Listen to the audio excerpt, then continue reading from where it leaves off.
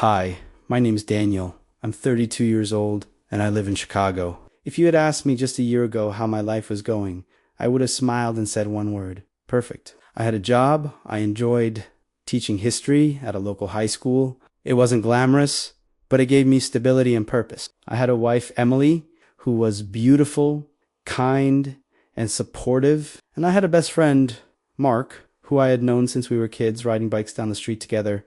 To me, those two people were my world. Emily and Mark weren't just my wife and my best friend, they were family. And for a long time, I thought I was the luckiest man alive. Our weekends were something out of a picture book. On Saturdays, Emily would insist on making pancakes from scratch, even though I was perfectly fine with boxed mix. She'd hum to herself while cooking, and I'd sit at the counter, sipping coffee, pretending to read the newspaper while secretly just admiring her.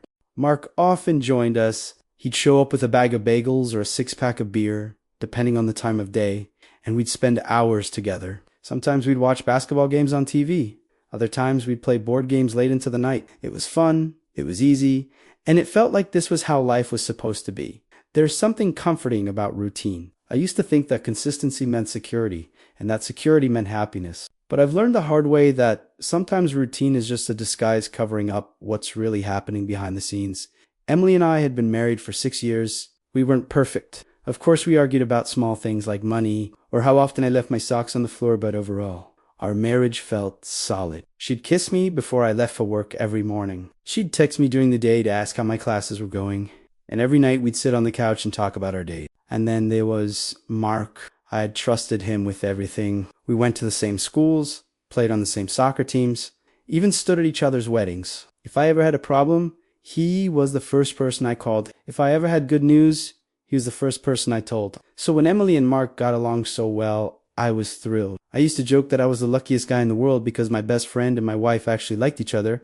Most guys I knew complained about how their wives hated their buddies, but not me. My life was, well, perfect, or so I thought. Looking back now, I can see how naive I was. I didn't notice the small things that didn't quite add up. Or maybe I didn't want to notice. Sometimes we blind ourselves to the truth because it's easier to keep believing the lie. At that time, though, I was blissfully unaware. I'd come home from work. Emily would be in the kitchen cooking dinner. Mark would be sitting on the couch flipping through the channels, and I would just smile. My two favorite people in the whole world, right there in my living room. It felt like a blessing, but in reality, it was the calm before the storm. For a while, everything seemed normal. At least, that's what I told myself. But little by little, I started noticing things that didn't feel right. It began with Emily and her phone. One night, after dinner, we were both lying in bed. I was on my back, staring at the ceiling, while she lay on her side, completely absorbed in her phone. At first I didn't care. Everyone checks their messages before bed, right? But it became a pattern. Every night, I'd roll over and see her face illuminated by the glow of the screen. Her fingers moved quickly, typing, deleting, typing again. And when I shifted or leaned over, she'd tilt the phone away from me. That's when something in my chest tightened. Emily had never been secretive before. Another time, I walked into the living room and found Emily and Mark sitting close together on the couch, laughing. As soon as I entered, the laughter stopped. They looked at me as if I'd interrupted something private.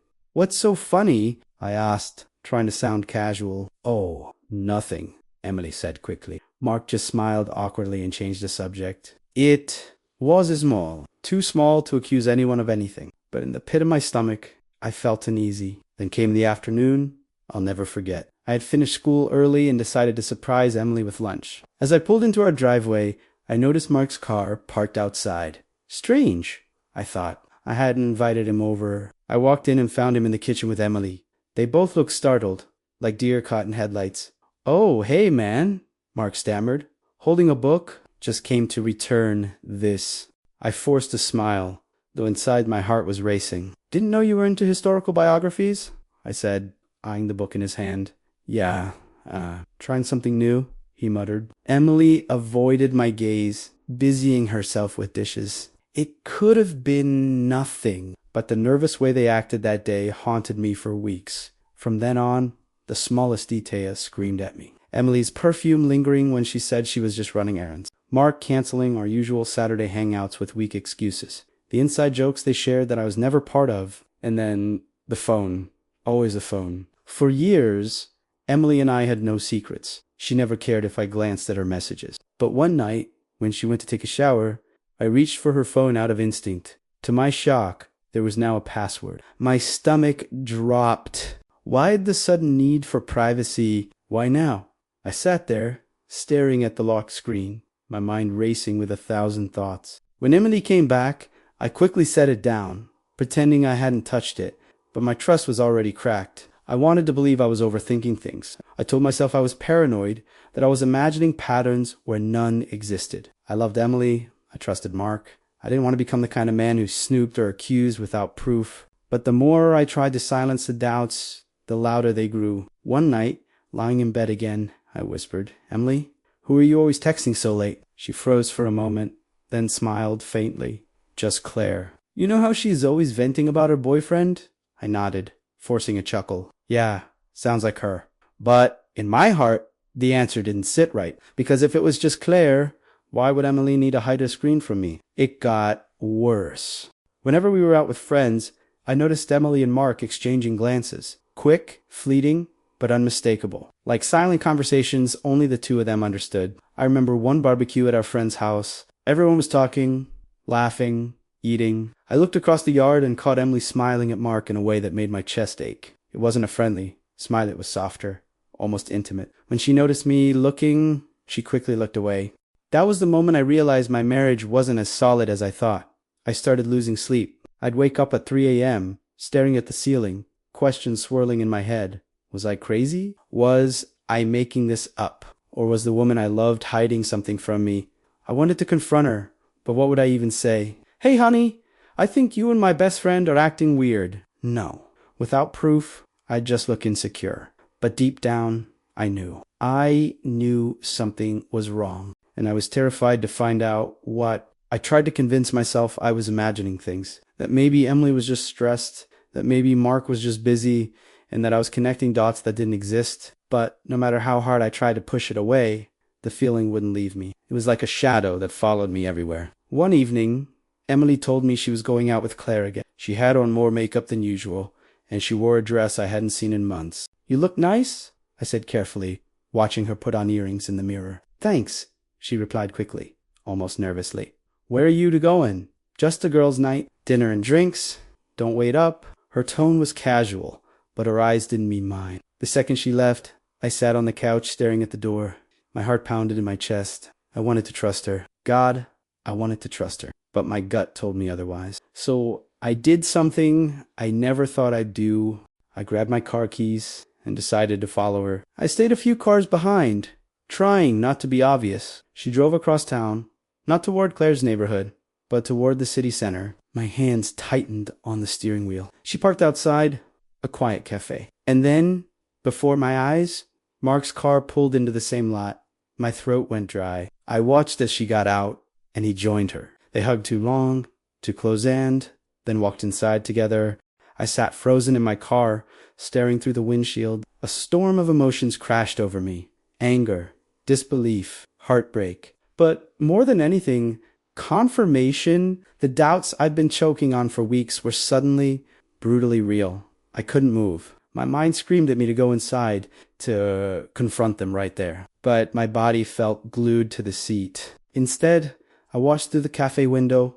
They sat across from each other, leaning in close. Mark reached for her hand. She didn't pull away. They talked, smiled, laughed like a couple in love. And then, the moment that shattered me, they kissed. Not a friendly peck, not a mistake. A real kiss, intimate, passionate. That was the second my world collapsed. I must have sat there for 20 minutes, shaking, gripping the steering wheel so hard my knuckles turned white. Finally, I drove away.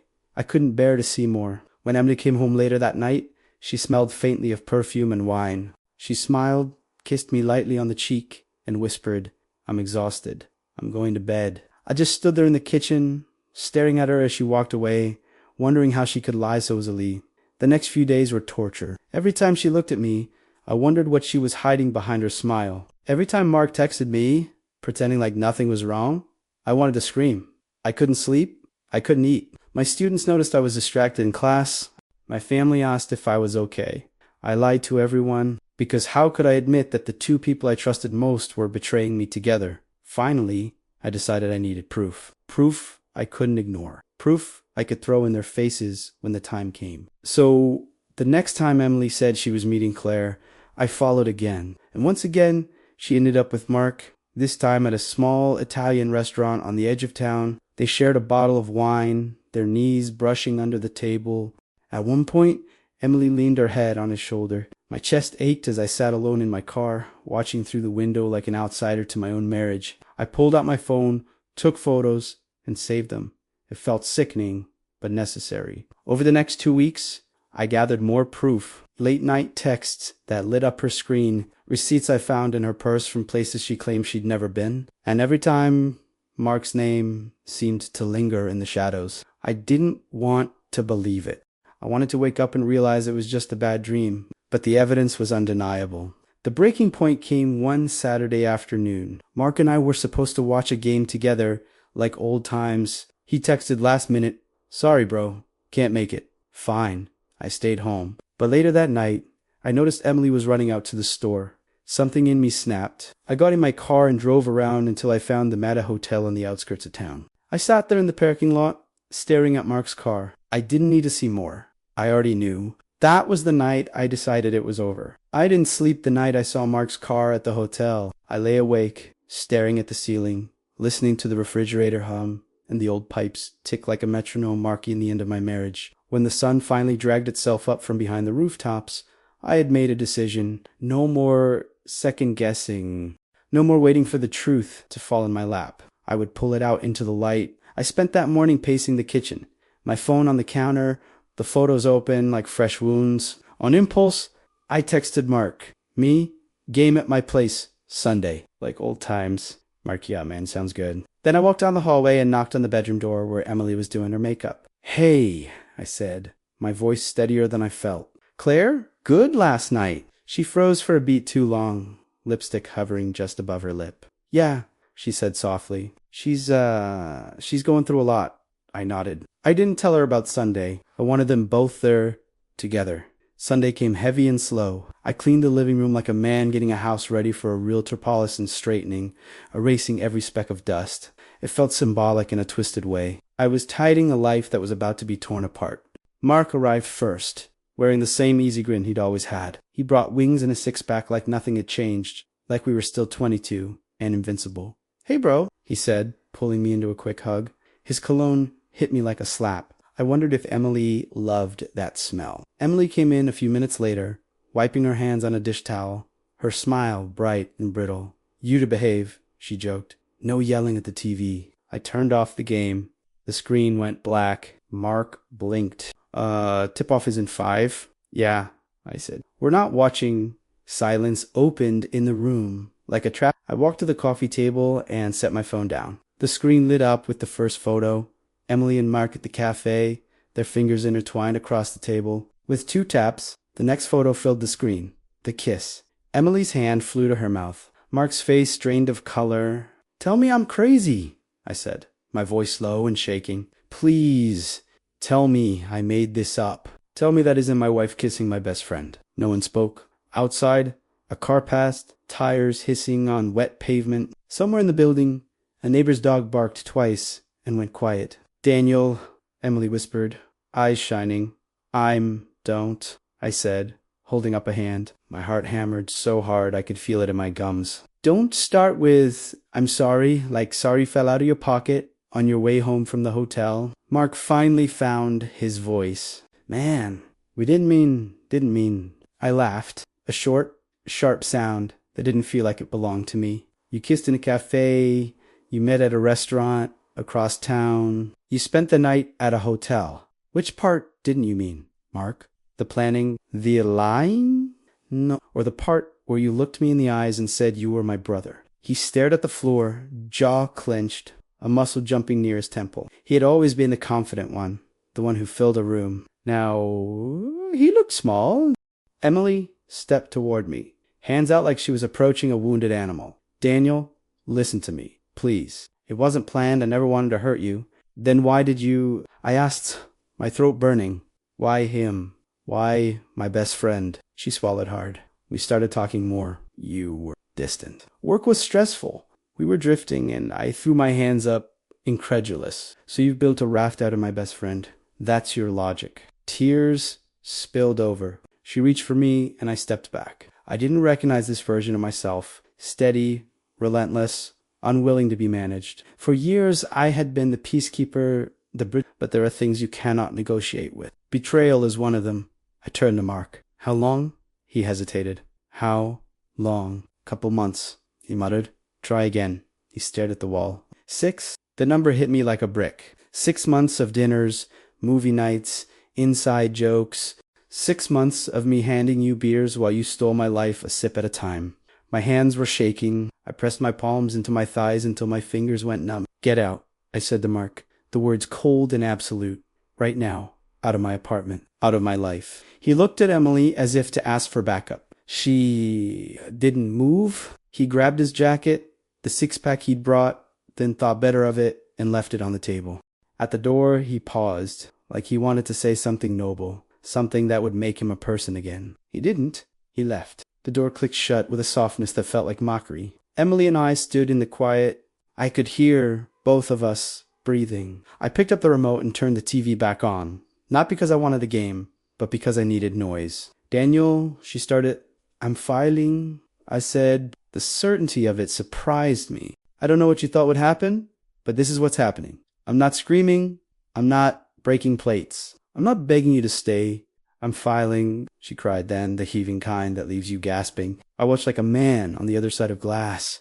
I had cried in my car. I had cried in the kitchen in the dark. Now there was nothing left in me but resolve. Where did I lose you? I asked, not unkindly. Her shoulders shook. I don't know.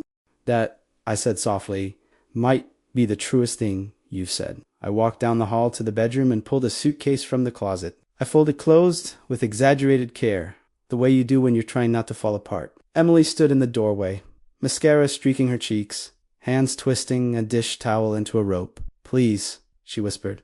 Can we talk? Can we try counseling?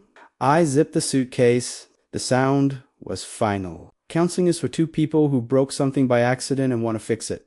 This wasn't an accident. I carried the suitcase past her and set it by the door. I took my keys, my wallet, the ring I had worn every day for 6 years. I held the ring in my palm a long time before slipping it into a drawer. On my way out, I stopped. I'll call you about logistics, I said. I'll be fair? She nodded, collapsing onto the couch we had chosen together on a humid summer afternoon. The couch where we'd watched 100 movies and fallen asleep 100 times. It looked like furniture in a stranger's house. I stepped into the hall, pulled the door shut behind me, and stood there listening to the lock click. The corridor smelled like lemon cleaner and someone's dinner. I felt the strangest urge to laugh. How was the world still so boring when mine had just exploded? I took the elevator down, out into the cold street, and for the first time in months, I felt something like clarity. I stayed with my brother that first week. He didn't ask questions the first night. He just handed me a blanket, turned on a lamp, and sat with me in silence while the city breathed through the window. The next morning, I called a lawyer. I called a therapist. I called my mother. Saying the words out loud felt like lifting a boulder off my chest. My marriage is over. Every time, I braced for shame. It didn't come. What came instead was relief, the kind that hurts because you waited too long to claim it. The legal part was ugly but straightforward. We divided what could be divided. We sold what couldn't. There were meetings where Emily cried and I stared at a water bottle for so long the label blurred. There were forms and fees and 1,000 small humiliations that people don't put in the vows. Mark tried to reach out. He sent texts that swung from apology to justification like a bad pendulum. I'm sorry, man. It just happened. You were distant. We didn't want to hurt you. I blocked his number. Not out of rage, but to stop feeding something that didn't deserve to eat anymore. Therapy was harder. My therapist kept asking questions that didn't have tidy answers. When did you first ignore a red flag? What part of you believed you didn't deserve to ask for more? What will trust look like for you now? Sometimes I just sat there and let the silence do the work. Sometimes I cried so hard I couldn't see the tit. But slowly, I started collecting small moments of proof that life could exist after impact. I started running again, looping around the park at dawn while the city wiped sleep from its eyes. I cooked for one and learned the pleasure of eating exactly when I was hungry. I graded papers at a coffee shop where no one knew my story. I laughed at a student's terrible joke and realized halfway through the laugh that it was real. I unfollowed accounts that made me feel like everyone else knew a secret. I didn't. I called old friends and told them the embarrassing truth. I need company. They showed up with takeout and board games and the kind of loyalty that doesn't post itself online. One day, months later, I walked past the lake, the water ruffled by a wind that smelled like rain. It cheats me, then not like a bolt, but like a tide that I had survived. Not because I was tough, not because I handled everything perfectly, but because survival is what the body does when you let it. People ask if I'd ever take Emily back. The answer is no, but not out of spite. It's no because the man I am now wouldn't fit in the life we had then. The man I am now listens to the quiet alarms in his chest. He doesn't call them paranoia anymore. He calls them information. As for Mark, I used to rehearse speeches in the shower, long monologues where I told him exactly what he stole. I don't do that now. He didn't steal my life. He only revealed the parts I needed to rebuild. If you're listening to this and you feel that same tightness in your chest at night, if you're staring at the ceiling while someone beside you scrolls through Secret Tyranny, you are not crazy. You are not weak for wanting proof. You are not dramatic for asking to be chosen. Betrayal doesn't just break your heart. It breaks the map you used to navigate the world. You'll feel lost for a while, but maps can be redrawn. These days, I keep a different kind of routine. I text my brother stupid memes. I say yes when friends invite me out. I sit on my balcony with a book and let the sun warm my knees. Sometimes I catch my reflection in a store window and do a double take. Not because I look different, but because I recognize the man looking back. I wear a new ring now, a simple band I bought for myself. It doesn't mean forever. It means I'm here. I kept myself, and somehow that's enough. If I ever marry again, it will be as the person I am now. Someone who knows the floor can drop out and still trusts his legs to stand. Someone who understands that love is not the absence of fear, but the decision to be honest in its presence. I used to think perfection was safety. Now I think truth is, and the truth, finally, is that I'm okay.